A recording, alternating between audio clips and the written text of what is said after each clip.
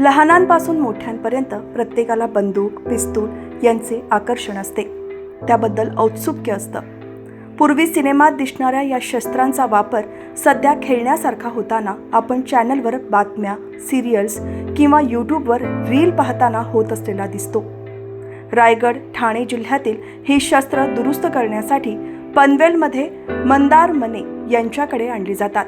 ते गेल्या 20 वर्षांपासून हा व्यवसाय करत असून त्यांचे पणजोबा नानाभाऊ मने यांनी ब्रिटिश सरकार असताना उरण तालुक्यात जासई येथे 1924 मध्ये सुरू केले. नंतर भारत सरकारने 1954 मध्ये त्यांचे आजोबा पांडुरंग मने यांना परवाना दिल्यानंतर त्यांनी पनवेलला व्यवसाय सुरू केले.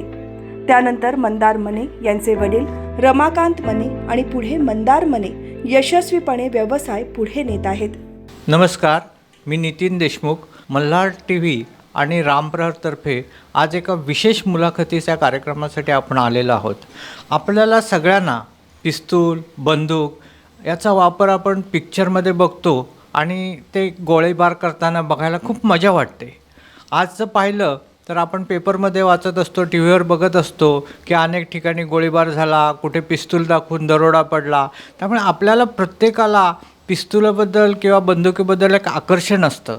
आज आपण पनवेलमधील अशाच हे पिस्तूल, रायफल दुरुस्त करणारे श्री मंदार मने यांना भेटायला आलेलो आहोत.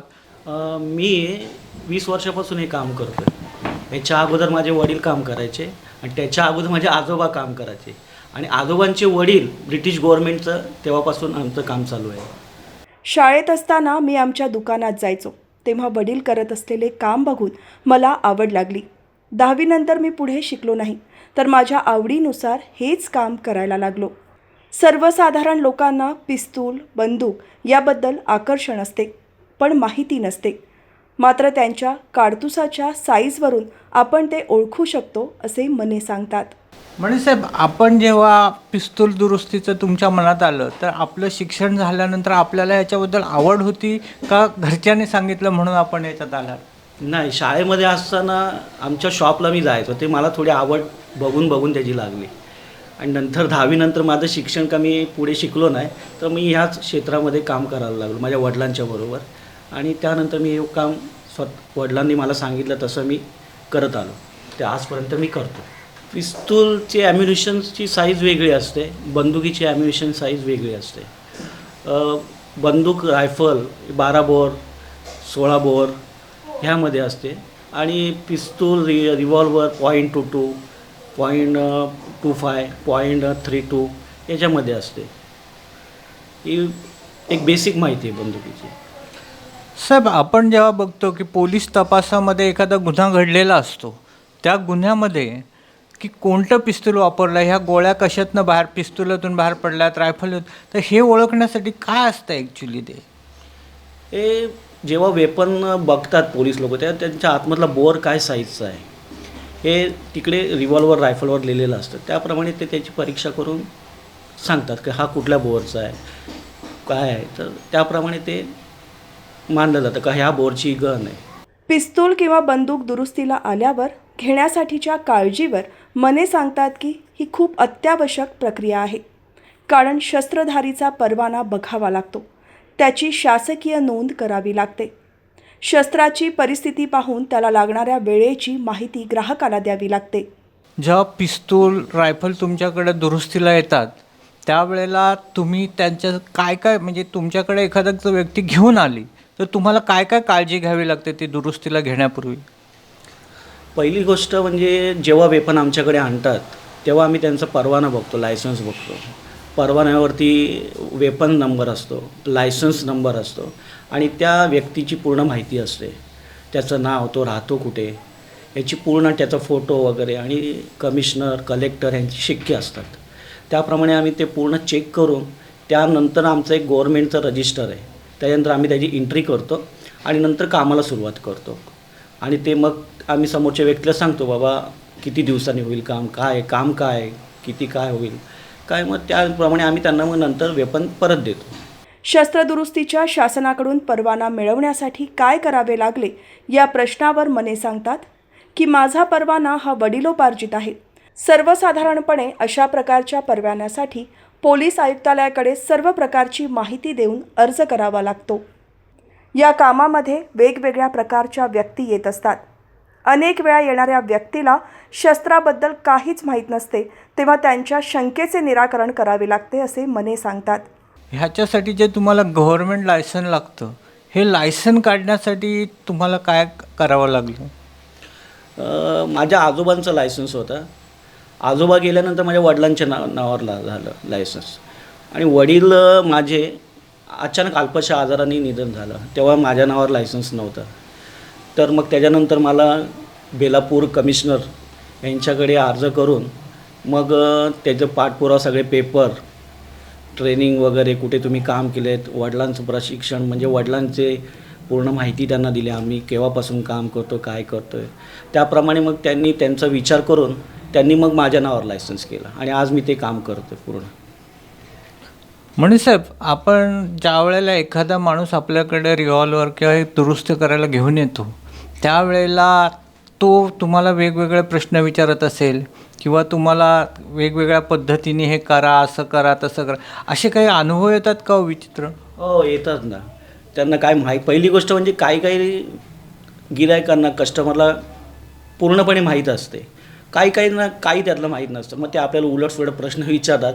पण तेवढं पण आपण काळजी घेऊन त्यांना त्यांच्या प्रश्नांची उत्तरं त्यांच्या भाषेमध्ये समजून देतो का ते पूर्णपणे समाधान होतं. हे काम करत असताना अवैधरित्या बाळगलेले शस्त्र येतात का, या प्रश्नावर मने सांगतात की शस्त्र घेऊन येणाऱ्या व्यक्तीकडे परवाना आहे की नाही, तसेच त्याचे नूतनीकरण आणि शस्त्रावरील नंबरची सर्व खातरजमा केल्यानंतर आम्ही ते दुरुस्त करतो. हे काम करत असताना शासकीय किंवा पोलीस कर्मचाऱ्यांकडून काही त्रास होतो का असे विचारले असता यावर मने सांगतात की अजून त्यांच्याबरोबर असे काही घडले नाही, कारण हे काम खूप जबाबदारीचे आहे. त्यामुळे आम्हीही शासकीय नियमानुसार सर्व कार्यवाही करत असतो. हे करत असताना तुम्हाला विशेष काळजी कोणती घ्यावी लागते? काम करत असताना पहिली गोष्ट त्यांचं लायसन्स आम्ही पूर्णपणे खात्री करून घेतो का व्यवस्थित आहे का नाही. त्याचे नंबर क्रॉस चेकिंग करून घेतो. वेपनवर नंबर आहे तोच लायसन्सवर नंबर आहे का, हा व्यक्ती तोच आहे का, फोटोमधला व्यक्ती तोच आहे का. मग नंतर त्याची रिन्युअल असते, रिन्युअल पूर्णपणे त्या डेटमध्ये आहे का नाही. मग एवढं सगळं बघितल्यानंतर वेपन चेक करतो, वेपनवर नंबर दिसतोय का ना बरोबर, वेपन तोच वेपन आहे का, सिंगल बॅरल आहे, डबल बॅरल आहे, रिव्हॉल्वर 32 बोरच आहे का .22 आहे. या सगळ्या गोष्टीची खात्री केल्यानंतरच आम्ही ह्या वेपन कामाला घेतो. हा व्यवसाय करत असताना ह्यात तुम्हाला पोलिसांकडून किंवा शासकीय कर्मचाऱ्यांकडून कधी काही त्रास होतो का? नाही, अजूनपर्यंत तरी तसं काय झालं नाही. कारण का त्यांनी जो आम्हाला रजिस्टर दिलेला आहे, गन्सचं प्रत्येक वेपनचं हिस्ट्री त्याच्यामध्ये लिहायची, त्यांची सही घ्यायची लायसनधारकांची, ती वर्षाला चेक होत असते. आणि ते चेक केल्यानंतर तसं काही आढळून आमच्यामध्ये येत नाही का गैरव्यवहार काय झालेला आहे. त्यामुळे आम्हाला कधी त्यांचा त्रास झालेला नाही. आणि आम्ही हे प्रामाणिकपणे आजपर्यंत 80-90 वर्ष होत आलेत आम्ही प्रामाणिकपणे काम करतो. त्यामुळे आम्हाला अजूनपर्यंत कायद्याचा कुठलाही त्रास झालेला नाही आहे. शस्त्र दुरुस्ती करताना कधी अपघात झाले आहे का असे मने यांना विचारले असता यावर त्यांनी त्यांच्याकडे अद्यापही अशी घटना घडलेली नाही असे सांगितले. तसेच या प्रक्रियेमध्ये सर्व अत्यावश्यक काळजी घेणे गरजेचे असल्याचे म्हणाले. आजकाल मिसफायरहून अपघात होण्याच्या घटना घडताना बातम्यांमध्ये दिसतात. त्यामुळे साधारण 6 महिने प्रत्येक शस्त्राची साफसफाई करणे गरजेचे आहे असे मत मने यांनी सांगितले. म्हणजे साहेब, ज्या वेळेला तुम्ही हे गन किंवा रिव्हॉल्वर दुरुस्त करता तेव्हा अपघाताचाही धोका असतो, तर असं कधी काय तुमच्याकडे घडलेलं आहे का? अजूनपर्यंत तरी नाही झाली. ती काळजी आम्ही पुरेपूर घेतो. अजूनपर्यंत माझ्या हातून, वडिलांच्या हातून, आजोबांच्या हातून असं कुठलंही काही अपघात झालेला नाही आहे. पण अपघात जरी झाला नसला तरी असं काही करत असताना विशेष काळजी काय घ्यावी लागते? आपण जेव्हा वेपन समोरचा माणूस घेऊन येतो आपल्याकडे, तो आतमध्ये कारतूस आहेत की नाही आहेत त्याची पूर्ण पहिले बघावं लागतं. त्याचं जी बॅरल असते ती आपण समोरच्या माणसाकडे न ठेवता खाली ठेवावी लागते. जर त्यात कारतूस असेल तर फायर होण्याची शक्यता आहे. ही सगळी काळजी वगैरे घ्यावी लागते, जेणेकरून समोरच्या माणसाला कुठली इजा होऊ नये म्हणून. आणि साहेब, आत्ताच आपण एक पाहिलं की आपल्या पेण तालुक्यामध्ये एका महिला कॉन्स्टेबलला रायफल साफ करताना तिच्या हातून गोळी उडाली आणि ती जखमी झाली. असे प्रकार का घडतात? शेवटी वेपन हा पण एक मशीनच आहे. त्याच्यामध्ये कुठल्याही प्रकारचं प्रॉब्लेम होऊ शकतो. तर त्या मशीनमध्ये काहीतरी प्रॉब्लेम असणार, त्यामुळे ते फायर झाले असणार. त्यात महिलेचा किंवा कुठल्याही कोणाचा दोष नसेल त्यात. नाही, दोष असं नाही, पण याचा अर्थ काय काळजी घ्यायला हवी? काळजी घेणे म्हणजे हे जो वेपन ओपन करताना आतमध्ये काही काडतूस आहे का, ॲम्युनिशन आहे का, त्याचं फायर न होता त्याचं काय आपण काळजी घ्यायला पाहिजे ते त्यांनी घ्यायला पाहिजे त्याची काळजी. आज आता आपण पाहिलं रायगड जिल्ह्यामध्ये अनेक शिकारीसाठी बाहेर पडतात. आता तर शिकारी सुरू झालेले आहेत, तेव्हा वेपन घेऊन बाहेर पडत असतात. मग हे जे लायसन्सचे वेपन घेऊन ते बाहेर पडतात, ते शिकारी तुमच्याकडे दुरुस्तीसाठी काय येतात, त्यावेळेला असे काय घडतं का की त्यांच्या रिव्हॉल्वरमध्ये किंवा गनमध्ये काही प्रॉब्लेम शिकारीच्या वेळेला जो आलेला असतो, कधी कधी बंदुकीची गोळी सुटत नाही किंवा काय होतं, मग अशी अडकलेली गोळी असू शकते, असं का आलं तर तुम्हाला काय करावं लागतं? पहिली गोष्ट म्हणजे कायद्याने गुन्हा आहे शिकारी करणे. आणि जे लायसन्स असतात ते शेती संरक्षण लायसन्स काही असतात, सेल्फ प्रोटेक्शन लायसन्स, अशा 2 प्रकारचे लायसन्स असतात. एक प्रो लायसन्स असतो, ते बँकांना वगैरे सिक्युरिटी मोठमोठ्या कंपन्यांना वापरले जातात. तर हे जे शेती संरक्षण लायसन्स असतं, हे त्यांच्या शेतामध्ये कुठलं वन्य प्राणी जर घुसला तर त्याला मारणार पण नाही, नुसतं हवेमध्ये गोळी मारून आवाज करून त्याला हाकलवण्यासाठी ते लायसन्स आणि त्यांचं वेपन असतं.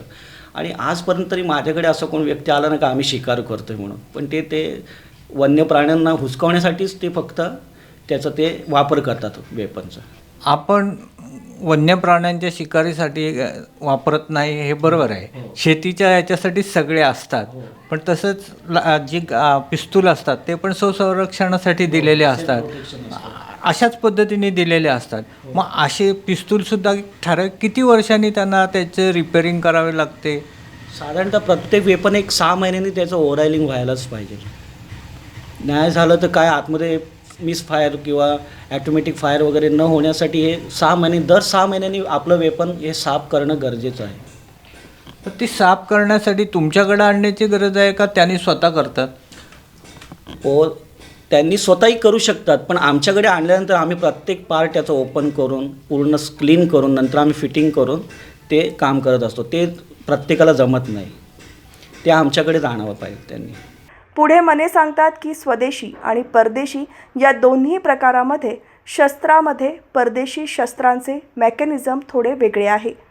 परदेशातील नवीन येणाऱ्या शस्त्रांची फक्त बॉडी वेगळी असते, मात्र आत मेकॅनिझम एकसारखे असल्याने कोणतेही प्रकारचे शस्त्र दुरुस्त करू शकतो असा विश्वास मने व्यक्त करतात.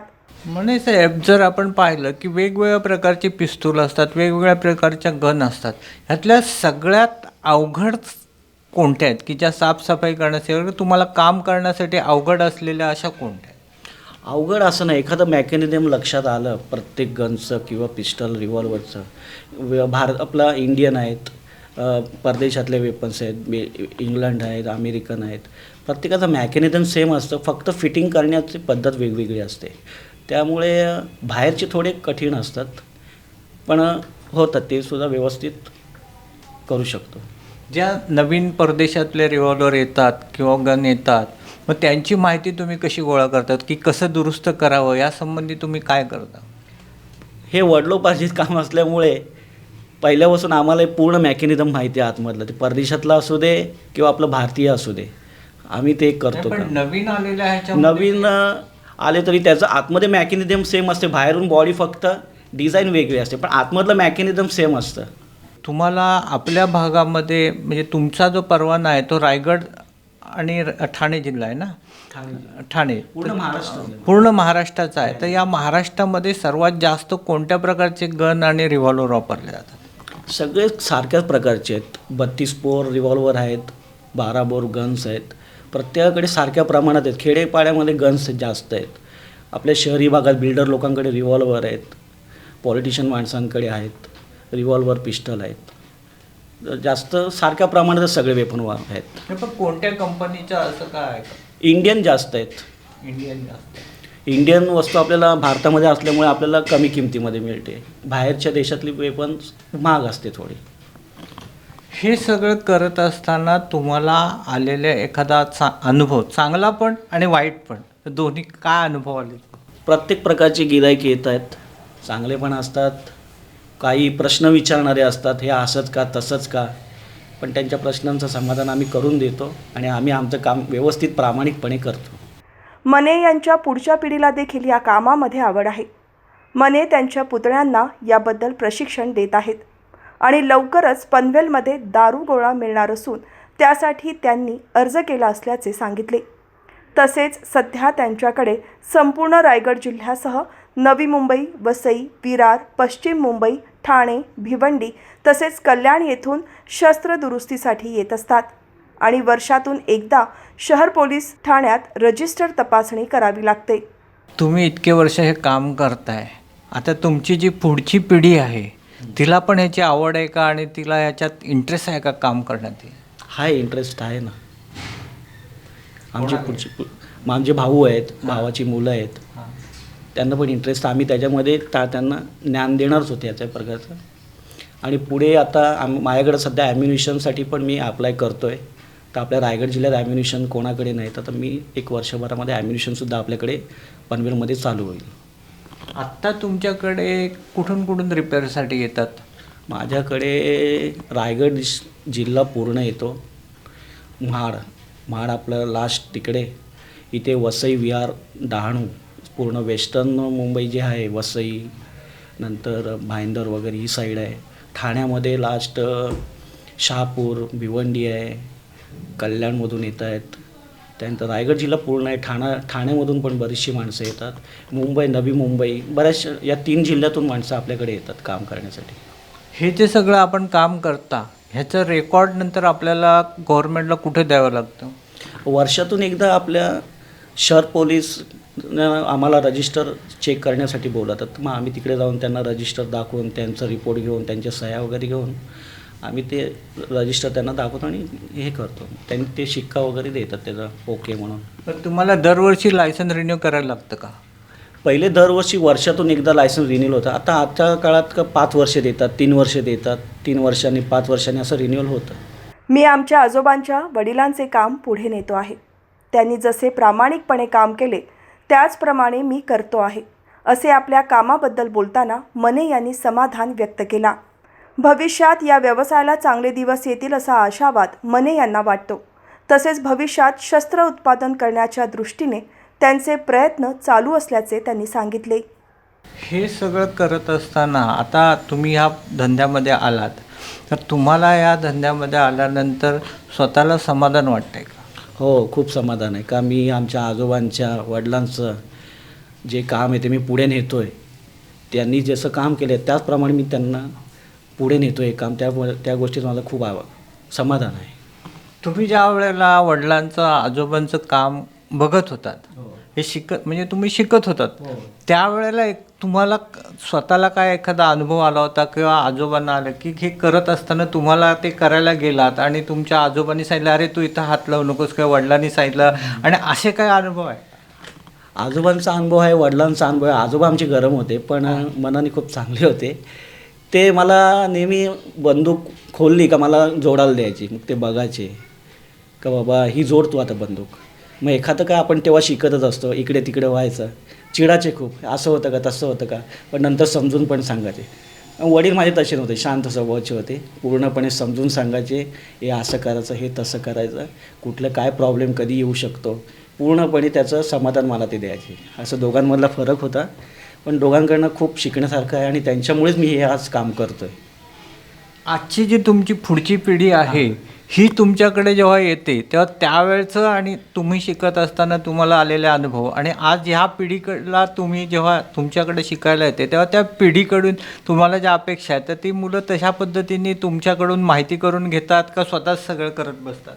माहिती पण घेतात आणि स्वतःचं डोकं पण चालवतात. त्यामुळे पुढे काय सांगू, आपल्यापेक्षाही खूप चांगलं काम करू शकतील. ते आपल्यापेक्षाही खूप सुंदर काम करू शकतील आणि त्यांना आता पुढच्या पिढीला खूप इंटरनेटमुळे खूप ज्ञान आहे आणि ते करू शकतात खूप चांगलं काम.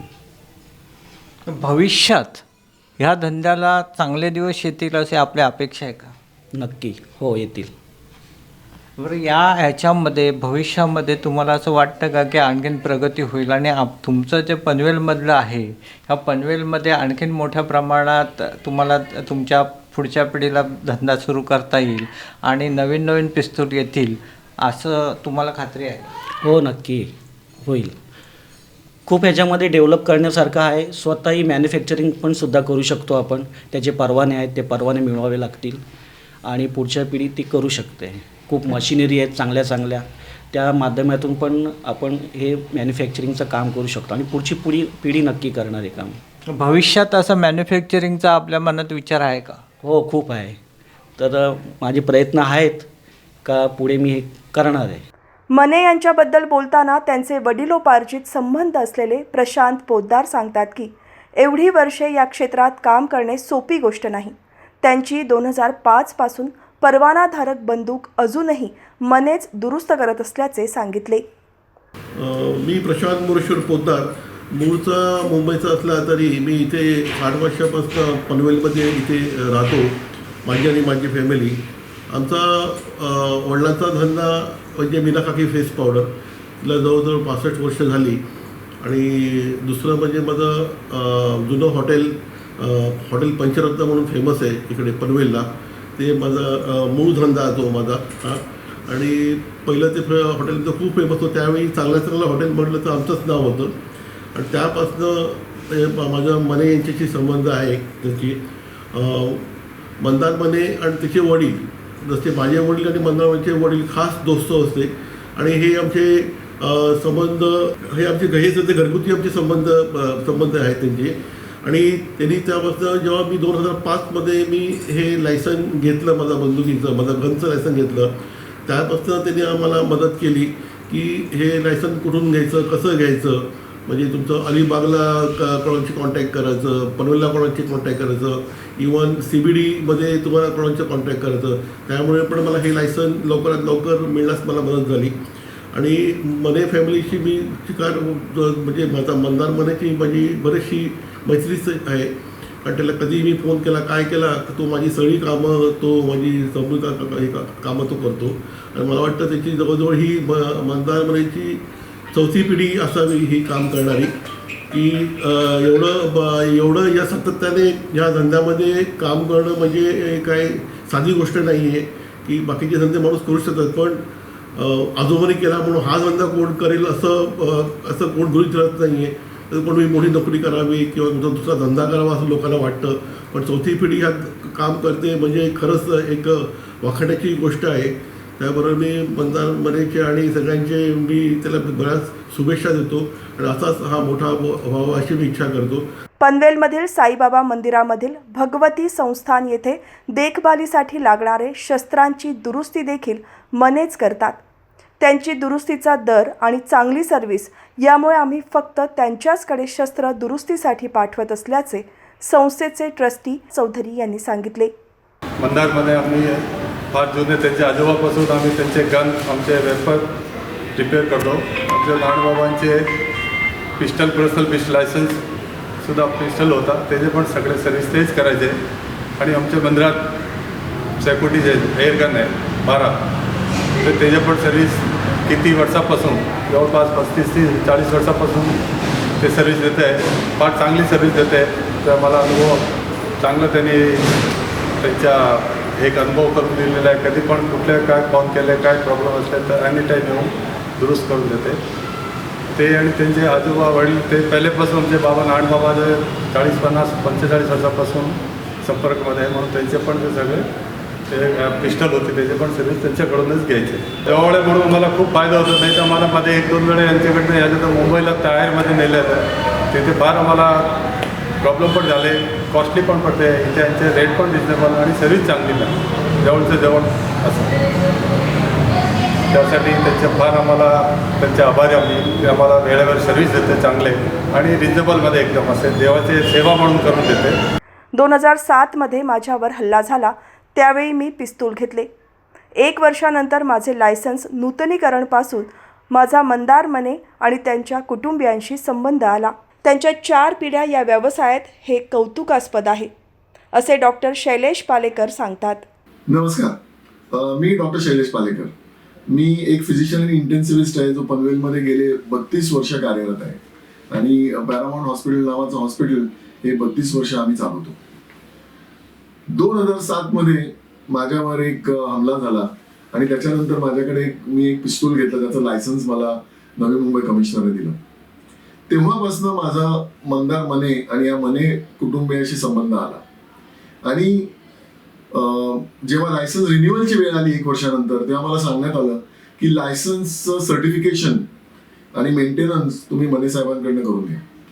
त्यावेळेला मी मने साहेबांना कॉन्टॅक्ट केला आणि एका झटक्यात त्याने माझा फोन उचलला आणि मी तुम्हाला सांगतो की ज्या पद्धतीने त्याने मला रिसीव्ह केला, ज्या पद्धतीने त्याने मला सर्व्हिस दिली, ज्या प्रेमाने सगळं काम करून दिलं आणि हे सगळं करताना वेपन लायसन्स कसं मेंटेन करावं, कसं क्लीन करावं, कशा पद्धतीने त्याची काळजी घ्यावी, हे सगळं ज्या पद्धतीने सांगितलं, हे माझ्या मते फार कमी लोक इतक्या सिस्टमॅटिकली आणि इतक्या शांतपणे एक्सप्लेन करतात. मंदार मने यांचे वडील सुद्धा माझे पेशंट होते आणि माझ्याकडे एकेकाळी ऍडमिट पण होते हॉस्पिटलमध्ये, त्यामुळे माझा त्यांची तसा जुना संबंध. पण या व्यवसायामध्ये 2007 पासून मी त्याला चांगला ओळखतो आणि तेव्हापासून प्रत्येक वेळेला लायसन्स रिन्युअल आलं की आम्हाला मने साहेबांची आठवण येते आणि आम्ही त्यांना फोन करतो आणि झटक्यात त्यांचा मला रिस्पॉन्स येतो. त्यामुळे एक आनंदाची गोष्ट अशी आहे की ह्यांचे 4 पिढ्या हे वेपन रिपेअरिंग मध्ये इन्व्हॉल्ड आहेत आणि 4 पिढ्या वेपन रिपेअरिंग आणि वेपन सर्व्हिसिंग मध्ये काम करणं ही अतिशय रेअर गोष्ट आहे आणि माझ्या मते ही जी रेअर गोष्ट आहे ही कौतुकास्पद आहे. कारण अशा एका वेगळ्या प्रोफेशन मध्ये कुठची व्यक्ती असते तेव्हा छान वाटतं की अशा लोकांशी आपला कधी ना काहीतरी संबंध येतो आणि आपल्याबरोबर अतिशय चांगल्या व्यवहाराने ते काम करतात. त्यामुळे मंदार मने आणि त्यांच्या कुटुंबियांना माझी शुभेच्छा.